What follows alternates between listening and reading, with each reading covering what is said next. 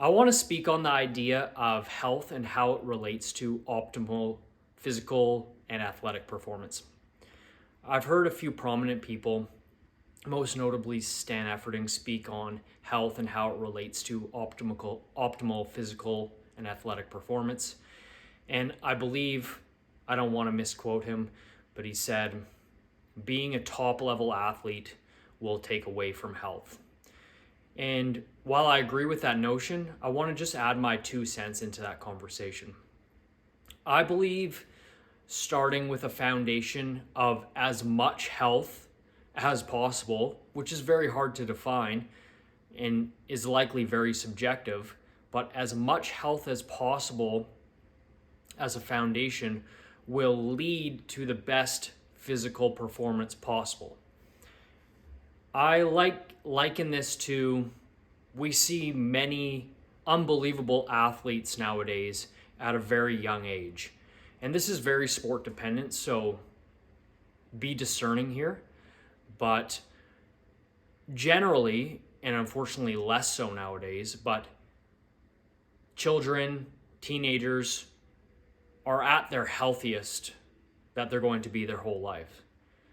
Now, I don't think this should be the case or always was the case, but it's what we see right now. If they come from a relatively healthy mother and father, they are going to be at their prime health, we can call it. Again, these are very vague terms, but stick with me. Prime health in their young childhood years and teenage years. We're seeing freak level performances from those age groups. I'll liken it to myself. When I was 16, 17, 18, I started working out. I achieved gains extremely fast. And I was about at my peak 19 to 20.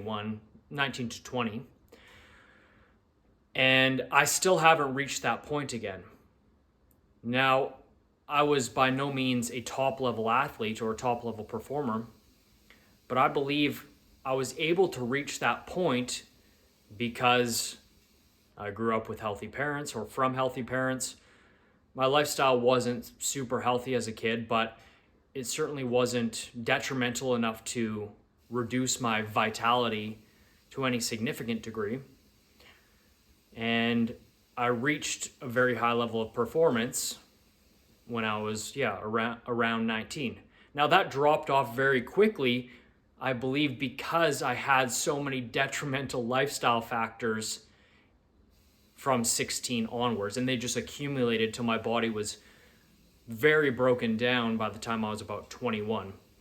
Sure, I got interested into other things as well, but it was undoubtedly the accumulation of toxic lifestyle factors that led me away from strength and got me so into prehabilitation, trying to heal my body, which I'm still doing to this day.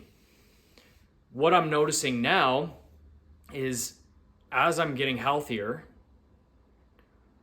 revitalizing my body through many different means, my strength is once again increasing.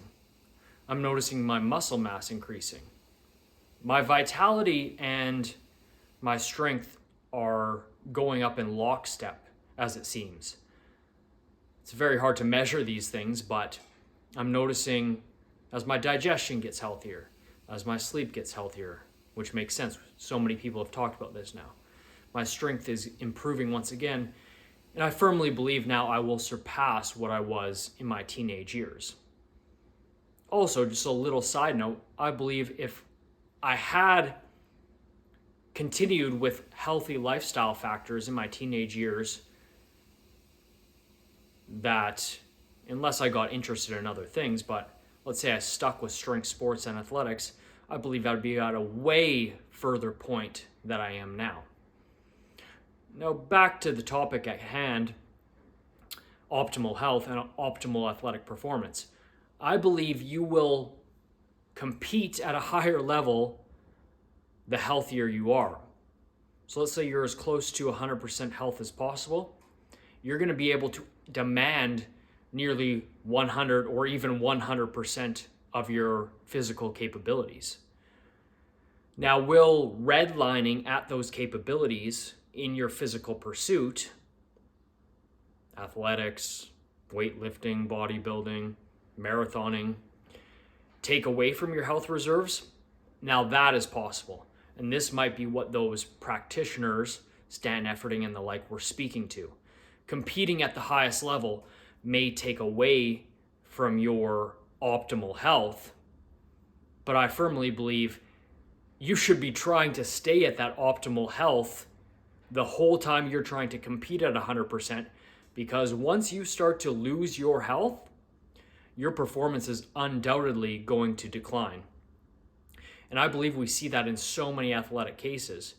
Now, so many of these men and women are specimens genetically, how they approach athletics, performance, their mindset, that we can see breakdown in health and still extremely high levels of performance. But generally, it's on the younger end when I think they have a bigger reserve.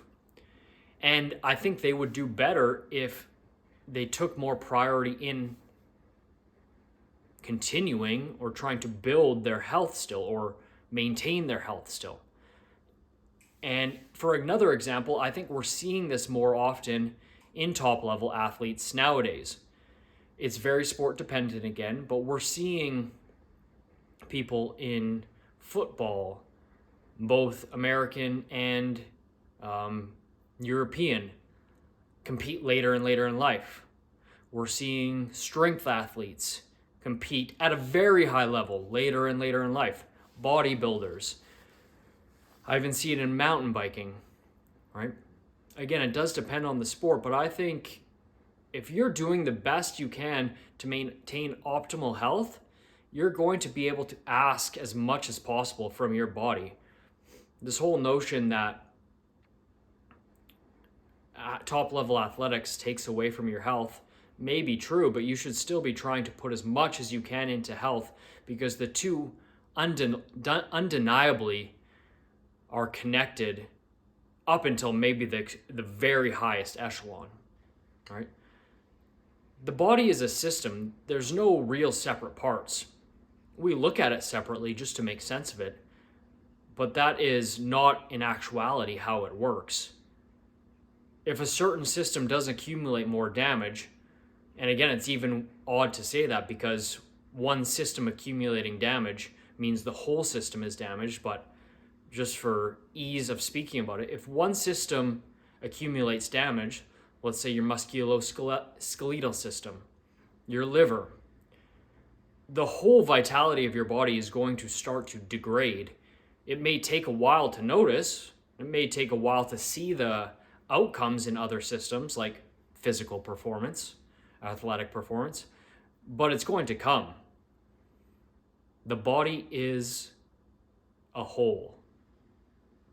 Demand the most from your health, you can demand the most out of your performance.